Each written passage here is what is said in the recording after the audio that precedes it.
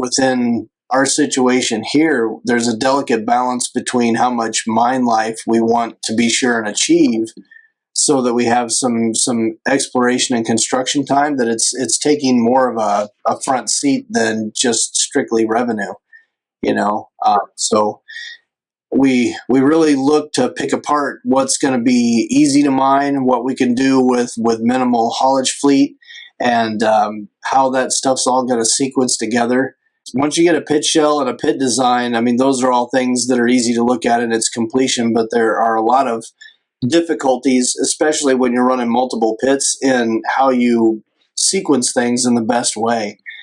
There's a lot of things that the softwares don't really pick up well in the operational challenges in really small benches at the bottom.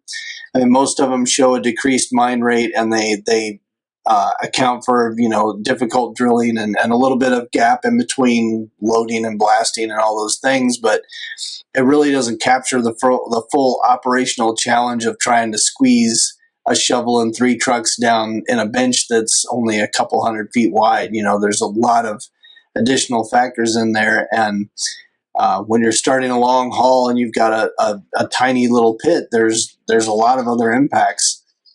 Mm-hmm. And what are the processes that run in parallel as you engage in mine planning, from the beginning? You mean like what's in the actual operation of the mine while mine planning happens? Yeah. Yeah. Oh man, so much. I mean, you have so many things going on with unexpected downs and personnel issues, and then you have accident damage at times, and there's a lot of things like that. And then in our case, we run into unexpected voids, and those are something different to plan around. Certainly, when I was at another mine where I started in Colorado, we routinely ran into voids that changed an entire pit design mid-pit, mm-hmm. and those kinds of things that throws all of your long-range plans and whole departments into disarray.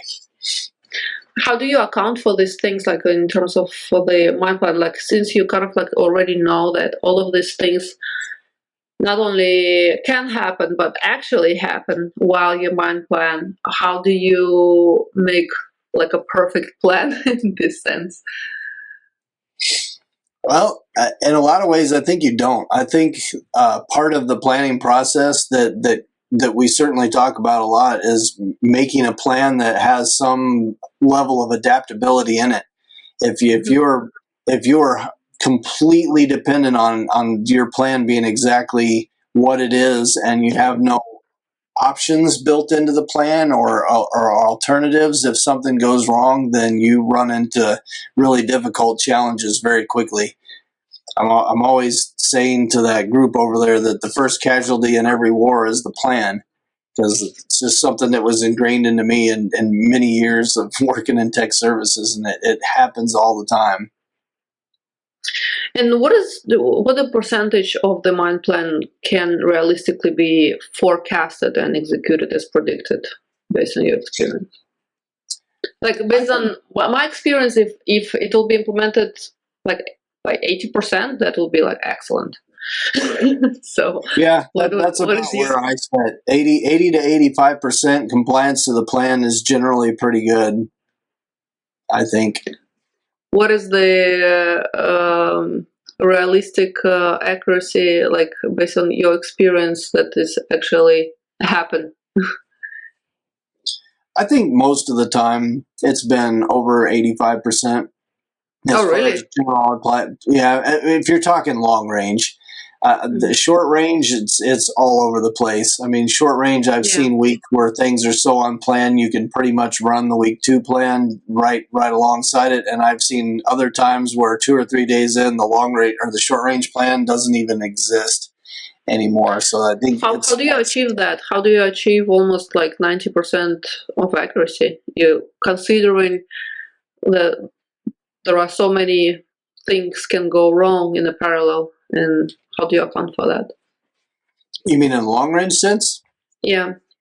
I think that goes back to the adaptability. Try to develop a long range plan that has options to where if if for instance you're mining two different pits, then you try to be in areas where if ore doesn't show up or your strip ratio goes wrong, a void gets in the way, you've got other options in your other pit for delivering similar ore types or something while you manage the problem you had on the other side.